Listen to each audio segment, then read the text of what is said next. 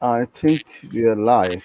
I need to check that in our Facebook page. Just give me a minute.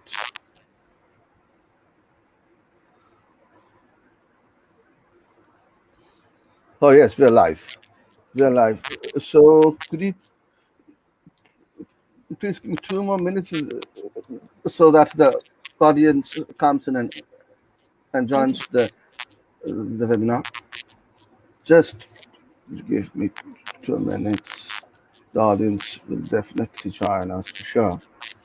And so live share, share options, Facebook. Okay, I think there's a problem, right? Mm, okay.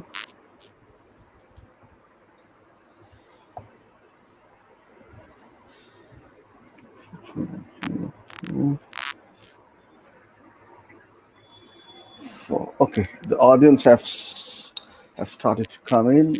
Audience have started joining. So. Mm,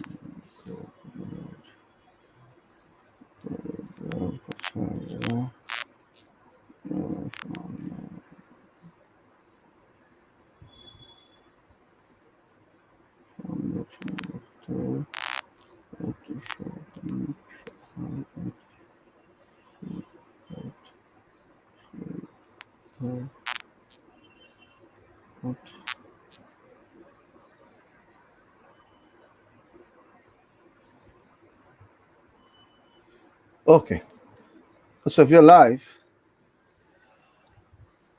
good evening, friends. It is today is our eighth webinar of our study circle on the topic of contemporary studies, and just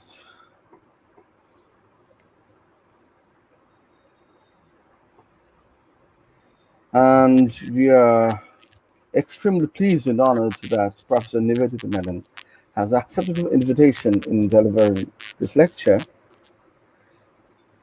Professor Nivedita Menon teaches at the Center for Comparative Politics and Political Theory at Jawaharlal Nehru University, Delhi.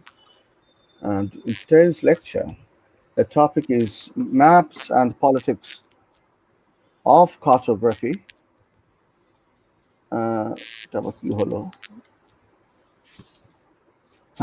Maps and Politics of Cartography. So, without any further delay, we shall start this session. And before starting this session, I would like to add two more things. Firstly, ma'am, if you agree, then I think can we have a short question answer session Yes. if you give us okay, Yes, of so course. we can have a very short question answer session. So you can post all your questions and comments in the comment section box. And secondly, the whole video of today's webinar will be uploaded at the YouTube channel on the Group of Contemporary Studies. So without any further delay, over to you, ma'am. Thank you Thank so much. you. Thank you. And apologies for the delay. This is because I made a mistake in joining. Thank you for being patient, and thank you for inviting me to speak on the occasion of this lecture. It's very exciting to be speaking to people in Kolkata. So the title of my talk, as Navanil said, is Cartography as Mythology, the Politics of Maps, or the Politics of Cartography. And I'm going to be talking about maps, using it as an entry point to reflect on somewhat more philosophical questions of reality, representation, and language. So I'm going to use language in the broadest possible sense to refer to modes of communication. So the language of maps is a language in this sense. So whatever mode of communication through which human beings make the world meaningful, make the world legible to themselves. So I'm using the word language in that sense, and therefore cartography is a language that does something with the real world in which we live. And I also want to make a distinction between language as interpreting the world and language as constructing the world. To talk about interpreting the world implies that there is some kind of reality that remains untouched by the language. Language merely describes it to varying degrees of adequacy and inadequacy. But when we use the idea that language constructs the world, that implies obviously a very different sort of relationship between the world and the word, or between what we call reality and what we call language. So the question is it possible really to access a pre-linguistic reality? Is it possible to actually access a reality that is outside of language altogether? And so I'm going to address this question through a series of maps. But I'll begin with one of the ideas that Antonio Gramsci expresses in Prison Notebooks, in which he takes up the example of East and West as conventions or historico-cultural constructions. And he refers to, in that discussion, he refers to Bertrand Russell's statement that without the existence of human beings on this earth, we cannot think of London or Edinburgh, but we can still think of the existence of 2 points in space, one to the north and one to the south, where Edinburgh and London now are. This is Bertrand Russell. Gramsci, reflecting in prison based on his memory of this text, his objection to the way in which Russell is putting it is that so Russell says, without the existence of humans on this earth, we can think of, or we cannot think of. So Gramsci raises the question, how can one use the idea of thinking if there is no human in the picture? That is, without human beings, one cannot think of thinking. So let me just quote a small couple of sentences from that passage. Gramsci says, what would north-south or east-west mean without man? They are real relationships, and yet they would not exist without man and without the development of civilization. Obviously, east and west are arbitrary and conventional, that is, historical constructions, since outside of real history, every point on the earth is east and west at the same time. Outside of real history, every point on earth is east and west at the same time. What he's, of course, saying is that when you look at the map, in fact, he explains it. So through the statement, he makes east and west become visible, not just as historically constructed conventions, but as reflecting power relations. Because he says that we look at the world through the view of what he calls the worldwide hegemony of the European cultured classes, whose point of view was naturalized across the globe. And in this, so what he's saying is that is the real history, the history of European hegemony, which produces certain parts of the map, the world as east and other parts as west. The viewpoint is the viewpoint of the European hegemonic classes. So in this understanding, there is a materiality to east and west as points in space, but they are inaccessible to us, Gramsci is reminding us, except through ways of thinking and organizing of thought. So this is the framework or the background in which we're going to start looking at different questions around maps. So the first question or the first issue that I'm going to take up is the question of map projections. Now, a map projection is a way to flatten a globe surface into a plane in order to make a map. because obviously this is all of us have studied geography. This is a three-dimensional globular object. It has to be placed into 2 dimensions and flattened. So there are certain, obviously, certain codes and conventions that are followed in order to do this. So a map projection requires a systematic transformation of the latitudes and longitudes of locations from the surface of the globe into locations on a plane. All projections of a sphere on a plane necessarily distort the surface in some way and to some extent. So the usual example geographers use is that of an orange peel, one continuous strip which cannot be flattened without distortion or damage. Now, the point is that distortions are inevitable. And depending on the purpose of the map, specific distortions are acceptable and others are not. Therefore, different map projections exist in order to preserve some properties of the sphere-like body at the expense of other properties.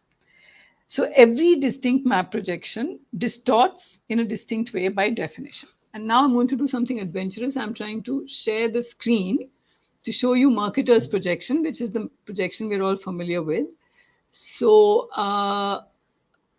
I have not tried sharing screen on this particular platform before, but here goes. I'm going to just try and do it.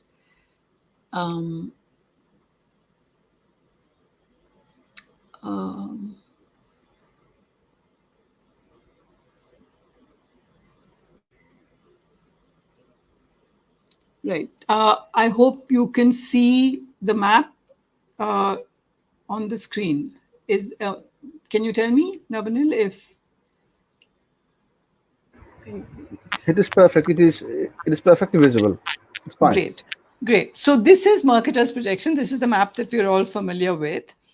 And this is, this was produced by Mercator in 1569. Now, what this map does is it gradually distorts size and distance as latitude increases, exaggerating the size of high latitude countries such as Canada, USA, England, and making tropical regions such as Africa appear small.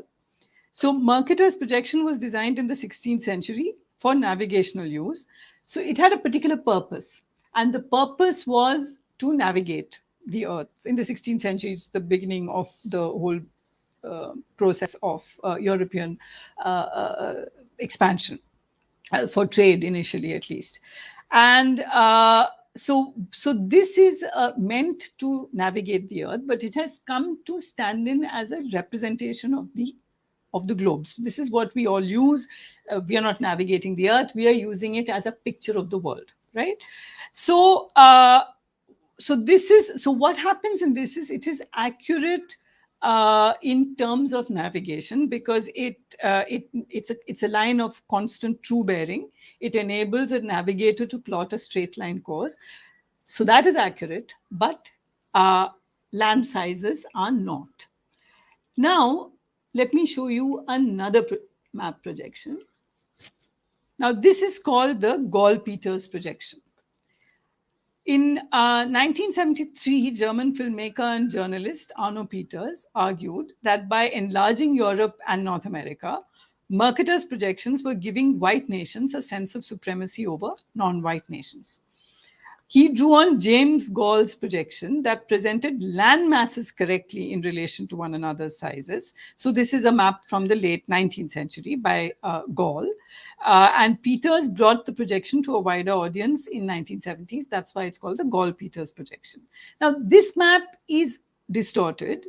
It has a different kind of distortion. It stretched some places near the poles horizontally and stretched land masses vertically near the equator. But what is accurate? What is accurate is land size in relation to one another.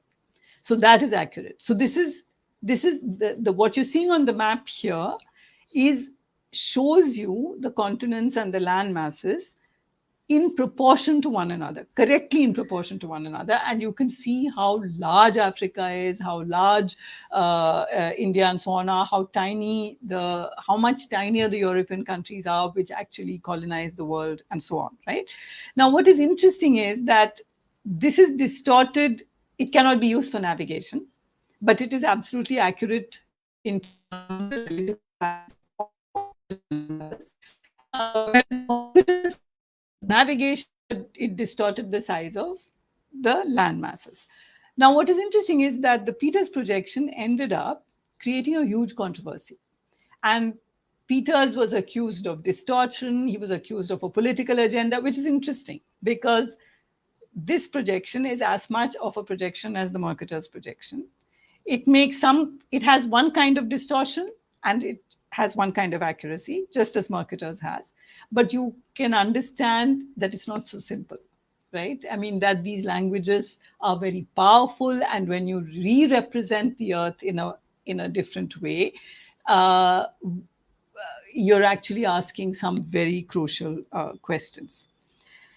Now,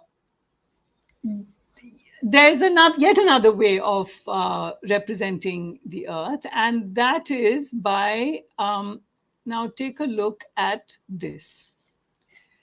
This is, you could call it upside down, but of course, it is not upside down. This is only of South America. How can anything be upside down in a round globe?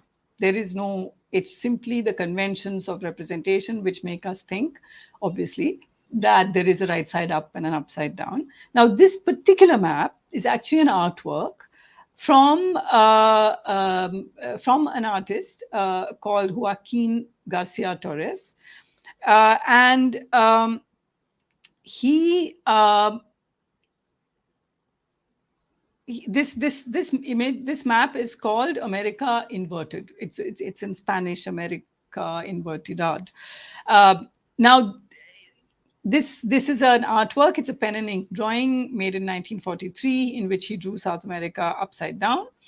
And his map actually inspired an art movement of South America called the School of the South. And this hoped to promote the unique qualities and the value of Latin American art in a world dominated by European or Eurocentric narratives. And Garcia writes, the artist, Joaquin Torres Garcia writes, there should be no north for us, except in opposition to our south. That is why we now turn the map upside down. And now we know what our, what our true position is. And it is not the way the rest of the world would like to have it. From now on, the elongated tip of South America will point insistently at the south, our north. Our compass as well, it will incline irremediably and forever towards the south, towards our pole. When ships sail from here traveling north, they will be traveling down, not up as before, because the north is now below. Now, this is an artist's statement. It's not as if by drawing the map, he changed the globe. All these things that he's saying were always the case. It was always the case, right? But by inverting the map, he's drawing our attention to the normalization of north up, northern hemisphere up, and all these kinds of things. There have been other inverted and upside down maps. This is, as I said, an artwork. But it's also important to understand that it wasn't until European navigators used the North Star and the magnetic compass for orientation that the Northern Hemisphere became the top of the map. In this sense, the orientation is very much a social construction. Maps with different orientations have always existed, but with the Chinese compass, for example, points south. So maps with different orientations have always existed, but with the popularity and extensive distribution of the north on top maps, those other maps have fallen by the wayside. We tend not to see those maps. So what is said by those who promote the so-called upside down map is using the term upside down, but I want you to remember it isn't upside down. So Juana Uria, for example, says the psychological implications of having a north side up map are related to the associations humans make with verticality. What is at top versus what is at the bottom. We often think about power relationships, money, and value. And in religious terms, the top is associated with the sky or the divine. So upside down maps have been around. What we're calling upside down maps have been around. But now I am going to show you something called, just a second. So this is called the corrective map, MacArthur's Universal Corrective Map of the World. And this is a very popular inverted map, so supposedly inverted map. This is from 1979. MacArthur is from Australia, and he decided he had enough with being from the bottom of the world, and he repositioned the map to have Australia at the top. And now we have this map, and this also created a bit of a furor. This is a map, another so-called upside down map made by, so this entire section is about upside down maps. You have the Himal, this is a journal called Himal South Asian, and they call this the right side up map. And in their words, this map of South Asia may seem upside down to some, but that is because we are programmed to think of North as the top of the page. This rotation is an attempt by the editors of Himal to reconceptualize regionalism in a way that the focus is on the people rather than on the nation states. So this is interesting because by doing this, this is a deliberate, not just inversion of the gaze, but it is also a challenge to the idea of nation states, and it's a challenge to the idea of some kind of natural borders that are sacrosanct, right? And the idea is that by turning it upside down and calling it actually right side up, to focus on the people rather than on nation states, and this requires nothing less, the editorial said, than turning our minds downside up. Now, when this map was made, it's actually quite old, and I think in the 90s, so old in that sense. And when it was made, it was actually quite controversial because Himal South Asian was a journal which is now online, but it was at that time based in Kathmandu. And in India, among the state, so when I say India, I never use the term India to mean everybody. So here there are very specific Indias that have to be invoked at specific times. And here I'm invoking the Indian state and the corridors of state power and South Bloc. And there was a huge controversy at that time about this map and what this tiny journal in Nepal was trying to do by turning, in nothing less than turning India upside down. And just as a matter of interest, when I showed this map at a talk in Jodhpur University, it became huge. That this was after 2014, after 2016, in fact, and it became a huge issue. And the organizer of the conference was was accused of being anti-national. I was, of course, accused of being anti-national because I had turned India's map upside down. It's an act of insult. It's an act of injury. It became hugely controversial at that time, police complaints and everything. The point, of course, is that it is not upside down, right? And this is something, and that was the point of the lecture. It was a lecture about nationalism of that sort. Now, the idea of the nation that is challenged by a map being turned upside down or right side up or simply inverted or whatever, that kind of nationalism is an idea that the nation precedes its people, that the nation is a body. So if you look at a very classic images of, now this is happens to be just an advertisement, but RSS, for example, routinely does this. You place the body of Bharat Mata on, and it sort of organically fits into the map with Kashmir as the head and Kanyakumari as the feet and the flowing pallu to the east and so on and so forth. So now this is by turning, so because this is the idea or this is the image of the nation, turning it upside down, what do you do with this image, right? Then you don't have access to this idea of the nation, which is a body. So this kind of nationalism sees the nation as a body, the body of the mother. This implies that the nation pre-exists its people. And so if some group wants to leave the nation, it can only be seen as amputation, dismemberment, right? These are the words that are used. But in fact, as we should know, people pre-exist the nation. They have lived on this earth for millennia, human beings.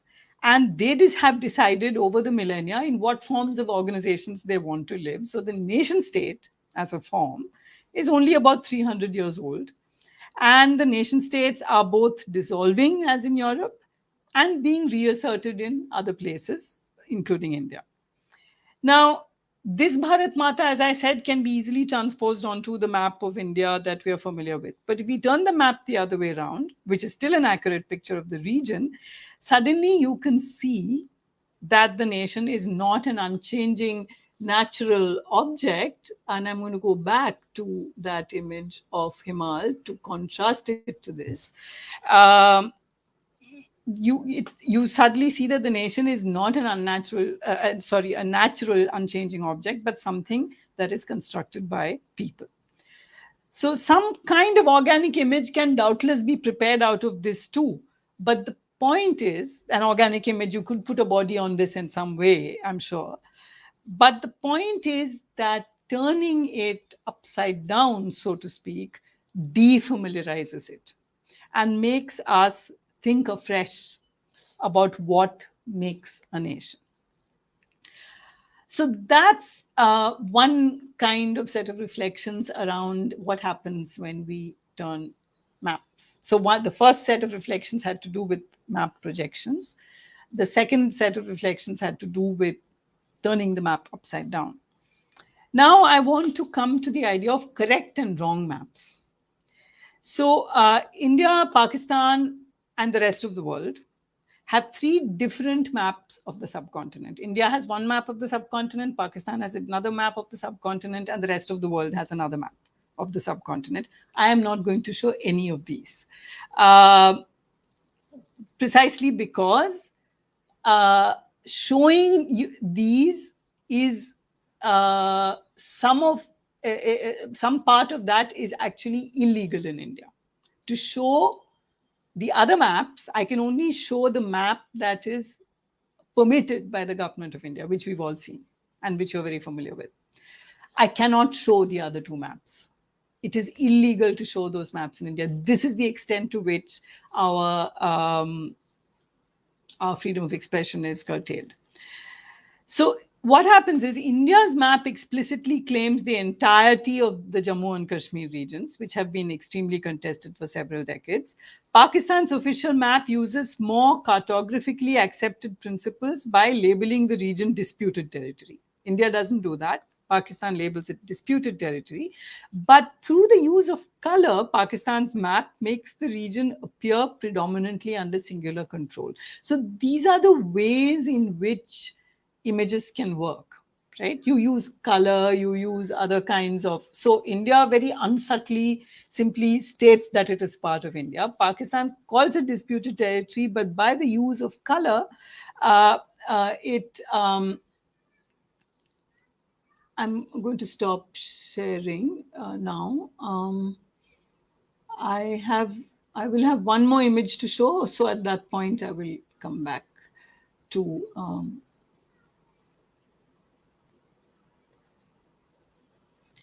Okay, so so this is what Pakistan does, but in reality, so through the use of color, Pakistan's map makes the region appear predominantly under singular control.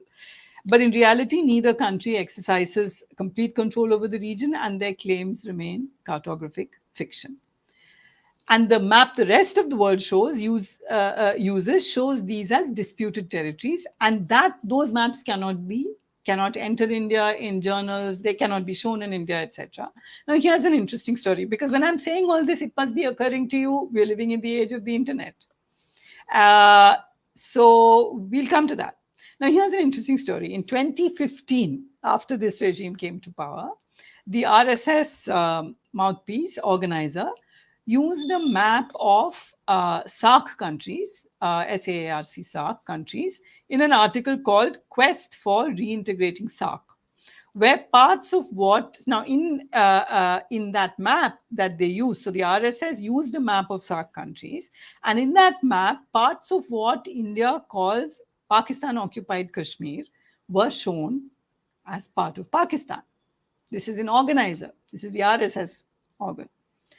Now, this was noted, it created hullabaloo, and they apologized, and the editor reiterated organizers' commitment to the unity and integrity of India, explained that the issue had inadvertently used a map of South Asia obtained from a web source, Internet Zindabad, that did not show certain parts of Pakistan occupied, Jammu and Kashmir, as Indian territory. So interesting. A web source with a map of South Asia, freely available to the whole world, shows Indian territories all wrong, right? The whole world, in other words, sees one kind of map, while Indians living in India are protected from the world's opinions on the borders of China, Pakistan, and India. Magazines that depict the boundaries of India wrongly are routinely banned from entry into India, or the map is covered up. That is, it'll actually be, there'll be something pasted over it. So imagine, for example, the journal Economist was covered over. So the Economist, this was in 2011, the issue of November 19, 2011, the map of South Asia accompanying an article on water resources in the region, the article was called Unquenchable Thirst, was covered over by the government of India. Now, think about this. It's not the government of India that is covering it over. There are actually people paid a pittance, a tiny amount of money. Workers are sitting at the spot where the thousands of copies of The Economist have arrived, and they are being paid to paste over the map that we must not see because it would reduce our sense of national pride. Okay? Imagine the absurdity of it. Someone got paid, so someone made a small, tidy living out of it, so that's fine. But what did the Economist do? So the Economist entered as a hard copy with the page covered, but it added the following statement where that blank, the covered over space was. I'm quoting from their statement. Missing map. Sadly, India censors maps that show the current effective border, insisting instead that only its full territorial claims be shown. It is more intolerant. India is more intolerant on this issue than either China or Pakistan. Indian readers will therefore probably be deprived of the map in this briefing. Remember, the same Economist is going to other parts of the world, including Pakistan, with the map. Only Indians cannot see the map because our fragile sense of national pride would collapse. So Indian readers will therefore probably be deprived of the map in this briefing. Unlike their government, we think our Indian readers can face political reality. Those who want to see the accurate depiction of the various territorial claims can do so by using our interactive map at such and such site. So this is what the internet can do. And this is why, of course, there is such an enormous kind of pressure now to also control what we can see on the internet. China, of course, does control what its citizens can see on the internet. And India is going the same way. So if you can't control facts and images circulating globally, what do? You control your citizens, especially if you're the world's largest democracy, right?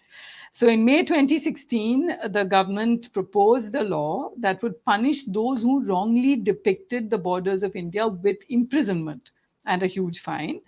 And the draft bill was intended to ensure that online platforms like Google would have to apply for a license to run Google Maps or Google Earth in India. As far as I know, nothing came of this proposal. It is likely that the corporations proved to be more powerful than the Indian state. But as you know, all of these are now under tremendous pressure. But the bill, to my knowledge, never took actual shape. It didn't go beyond a bill. So these are what Shankaran Krishnan uses this fantastic phrase, cartographic anxieties.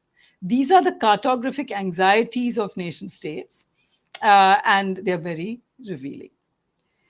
Now, I want to come to my final point, which is when you think about maps as representing the Earth, one of the um, one of the questions that we tend not to think about is oceans.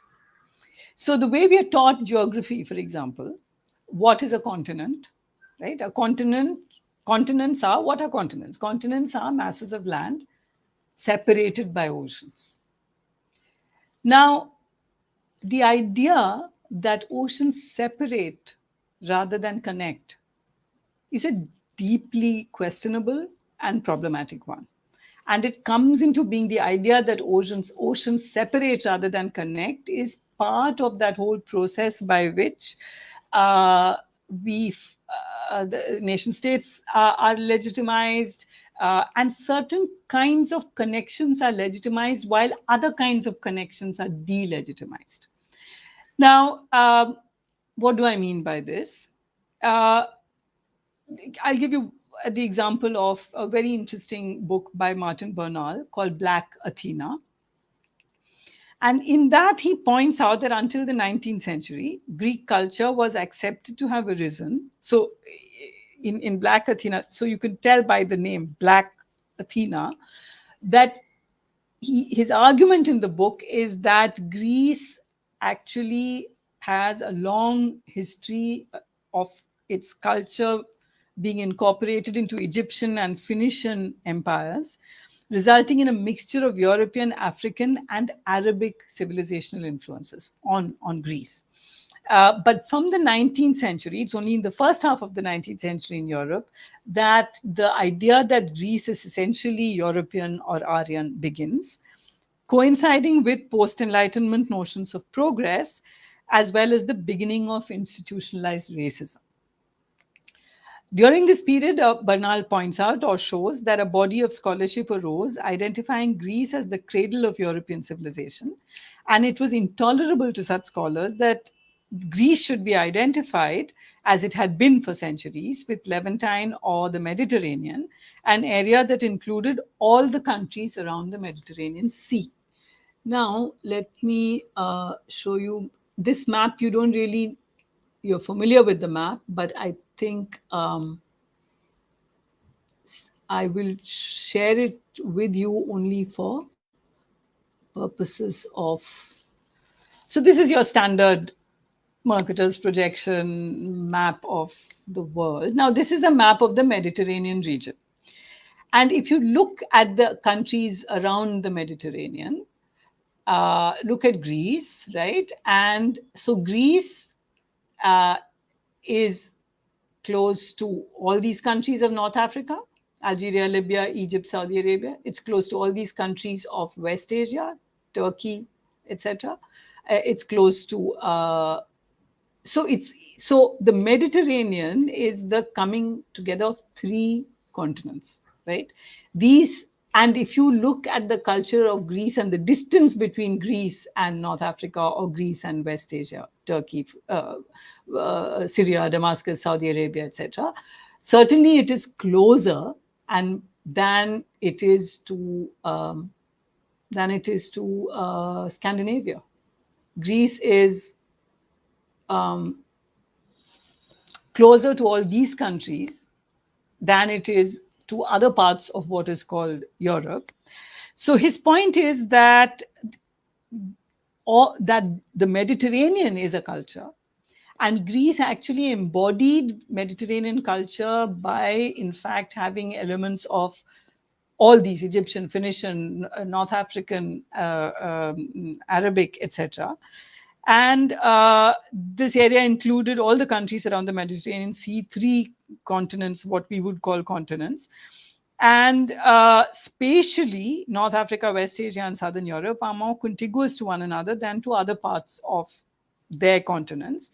And now increasingly, scholars of oceanic studies are arguing that oceans have historically not separated pieces of land. There's a whole almost discipline now called oceanic studies, and historians and other kinds of disciplines have started reasserting the role of oceans as conduits of communication. So, for example, Mahmoud Mamdani, reading Ibn Khaldun's Muqaddimah, suggests that if we think about Africa before the Atlantic slave trade in regional rather than continental terms, then that imagination would bring together the Mediterranean and West African regions in a single history. So, or if you think of, for example, India, if you think of Kerala, Kerala has long before the nation state, Indian nation state comes into being, Kerala's connections are with West Asia. There have been continuous communication between West Asia and Kerala, trade, the earliest Christians, almost, the time of St. Thomas are in Kerala, the earliest Muslims are in Kerala because of the trade and the communication and the connection. So you can see Kerala didn't look inwards into this land. It looked outwards towards the sea. And there's a lot of scholarship from Kerala also now. I mean, not now, it's been around for a while, which shows that Kerala, in that sense, and all coastal regions in that sense, have been cosmopolitan forever from the 12th century onwards. So I am going to conclude my talk I hope with this last example, and what I hope to have conveyed is the ways in which maps as a language,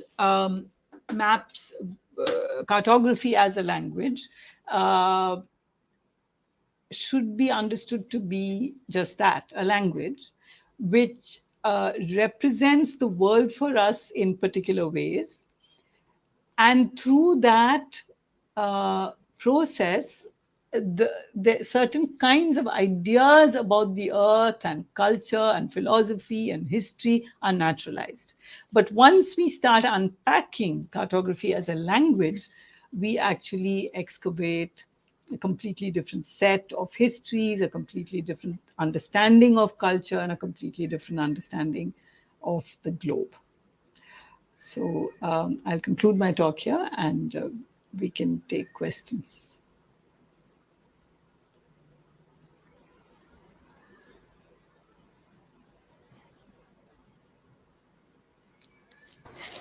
Okay. Just wait a second. Okay, thank you so much, ma'am, for such a beautiful illuminating lecture. So, and till now we haven't had any kind of questions to come. But there's one comment that is popping out. That is, excellent session. This is an entirely new field to me. Thank you, ma'am. Thanks for the organizer. And one thing I would like to say is we are eagerly waiting for questions. If there's any question you would like to ask Professor Menon, please keep posting your questions or comments in the comment section box, because as I can see, there are many viewers right now. So we're eagerly waiting for questions. While they are thinking, perhaps if you would like to me to expand, or if you have any comments or thoughts, Navanil, maybe we could start the conversation. Okay. You can expand a bit, ma'am. We have no problem with that. If you want, you can continue with the lecture. No, I'm done. I was just thinking that while we are waiting, if you have any questions, or if you would like me to expand on anything in particular, I could do that. Okay. Or we can wait for questions. There's no problem. Either way. And we can wait for questions, but I am requesting our viewers, if they have any questions or comments or any queries regarding Professor Menon's lecture on cartography and maps as well. So could you please post your questions? And we can wait for, I think, 1 or 2 minutes. Okay, we'll wait for a few minutes, and if there are no questions, we can wind up. But we can wait. We can wait for a bit. Yes. Okay, there is. there's some network problem going on, as you can see. Hazy হয়ে যাচ্ছে কেন আমার এটা? Just wait a second.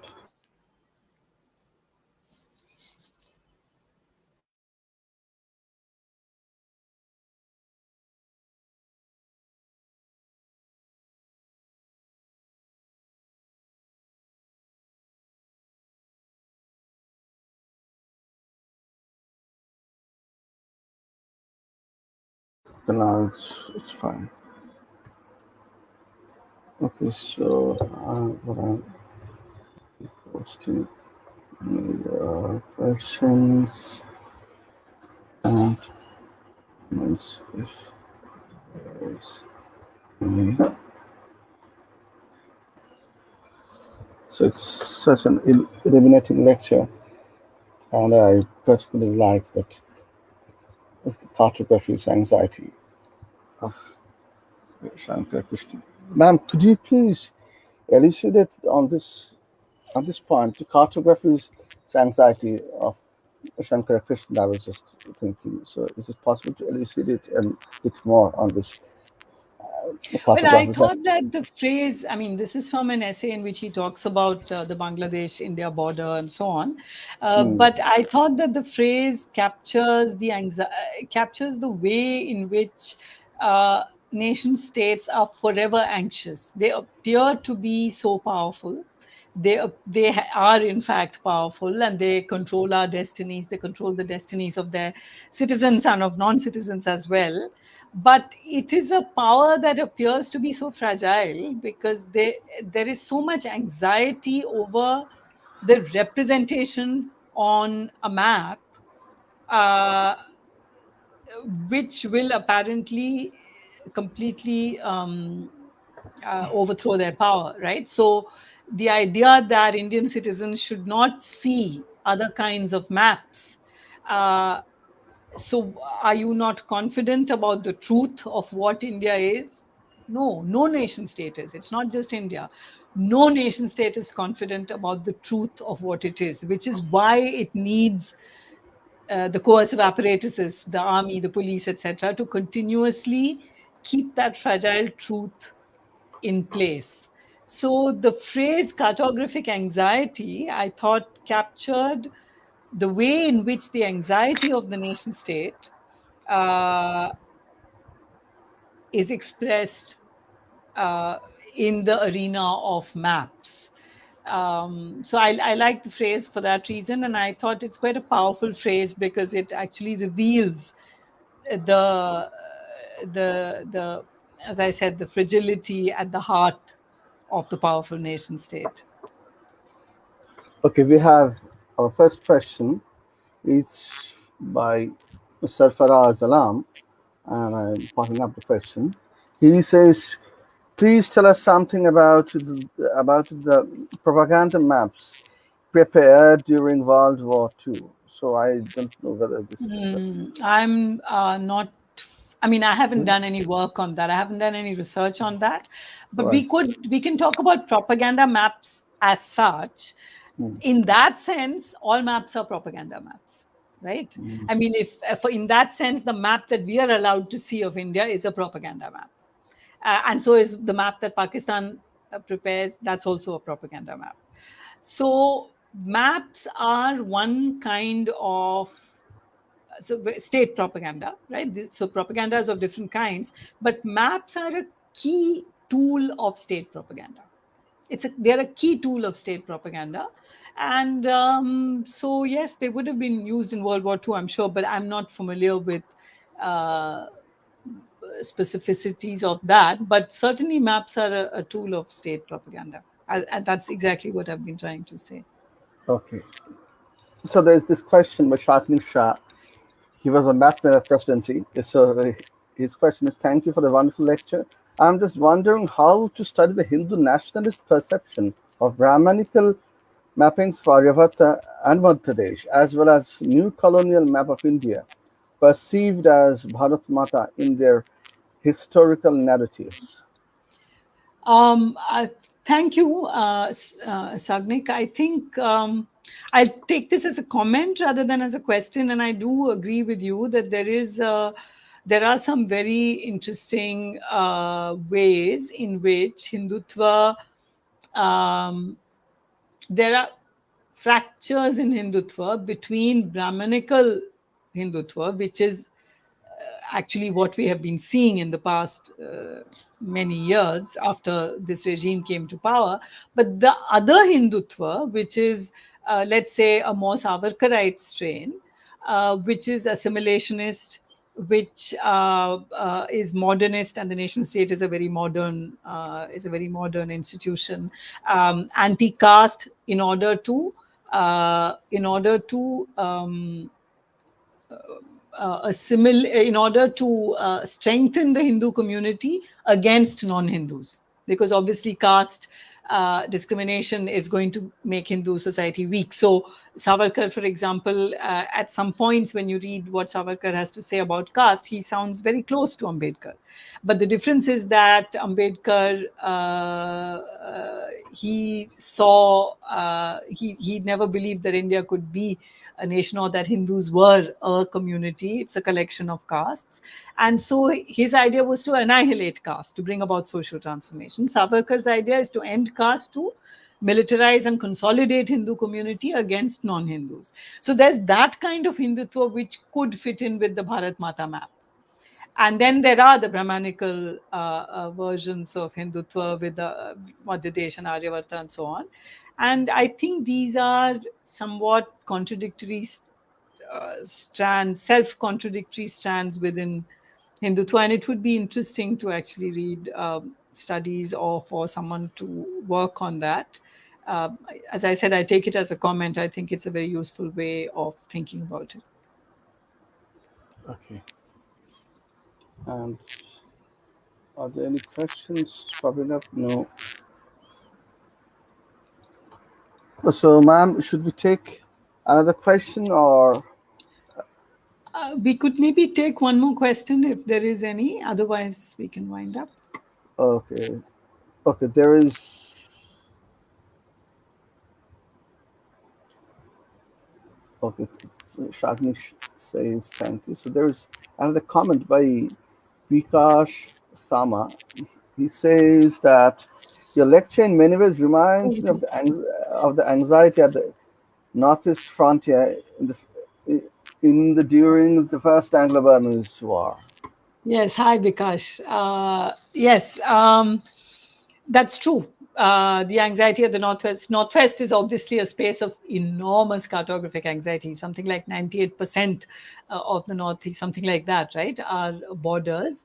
So yes, those anxieties. I can understand what you're saying. Those anxieties are still prevalent. I mean, not just from the Anglo-Burma War, but those anxieties are still very much prevalent. Yeah, thank you for that comment. Okay.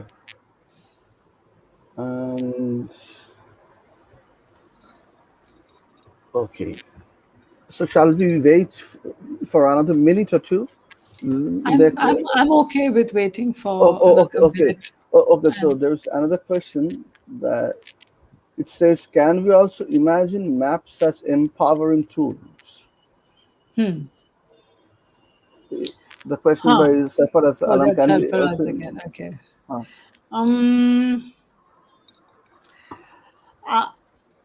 Yes, if okay, I would say that the continuous deconstruction of the process of map making is what is empowering.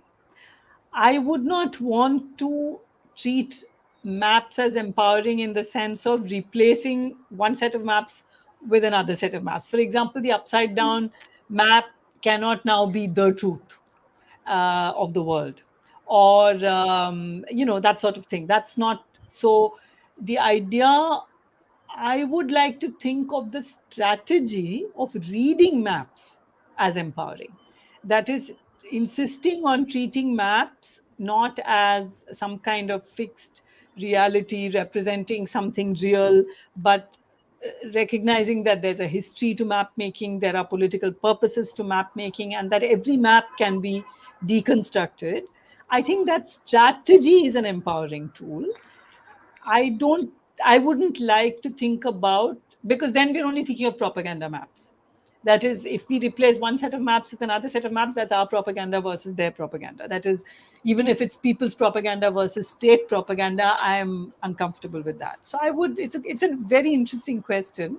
Thank you for it. And I think I would say it's what is empowering is the strategy of deconstructing the technique.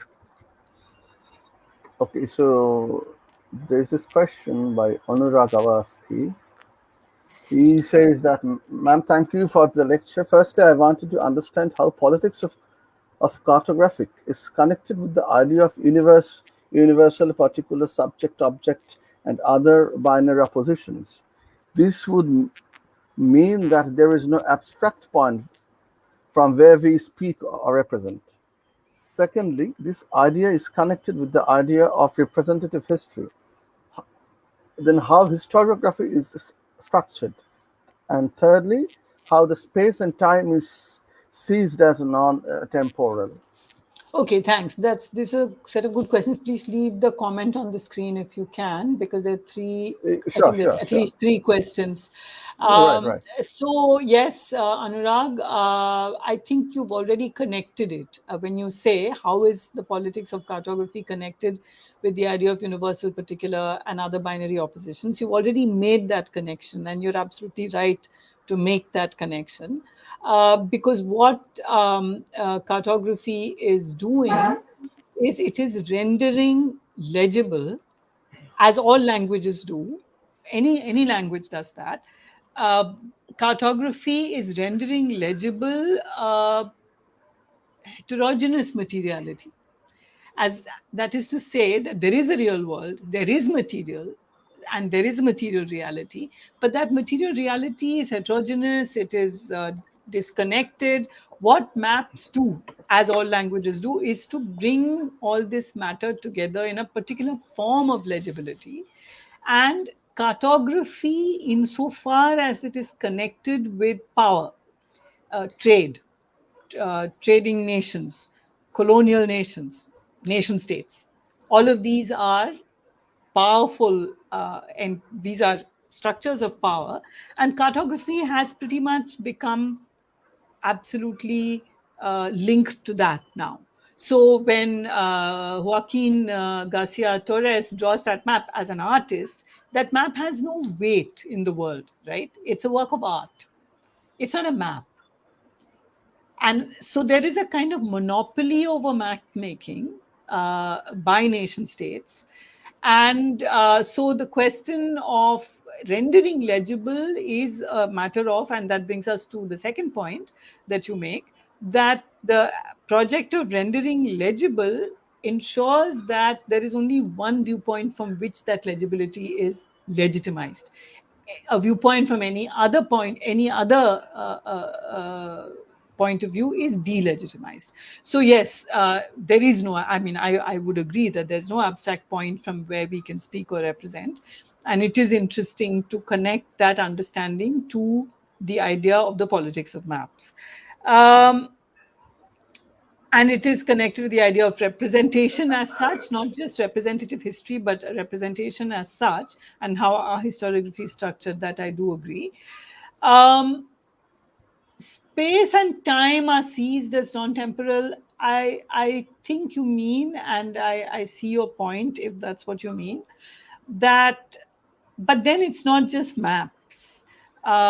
Any kind of representation freezes space and time. Photographs freeze space and time. Photographs follow conventions which enable us to see us, passport size, whatever, 3-inch by 3-inch, two-dimensional bust size picture, and say, this is my mother, who is 5'5", three-dimensional, whatever, right? But this is my mother. So that all kinds of representation do that, and that's why and I don't think that is avoidable, even when we represent. That is to say, even those of us who might challenge these powers, also when we represent by freezing. and by selecting and by rendering legible, etc. So, for example, when I say we, let's say feminists do that, or Ambedkarites would do that. We all do that.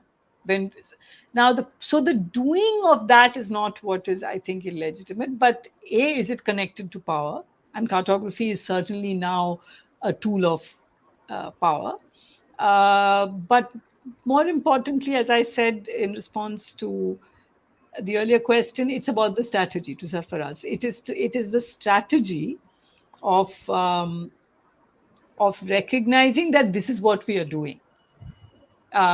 So any form of speech or representation of any sort through any kind of language performs an act of rendering legible, ordering, selecting, omitting, distorting, right? What we decide in that form of representation, what distortions are acceptable, what distortions are not. So this is true of any act of representation. And I guess the task is, or the difficulty is to recognize that that is so, and that is the point of escape from that power, I would say. So I hope that kind of addresses what I see as your three questions.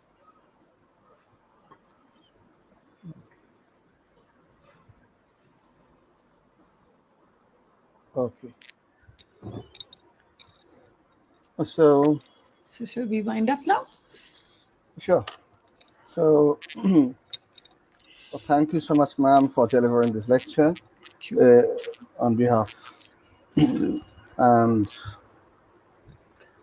I would like to thank all of the viewers and to those who had made some questions and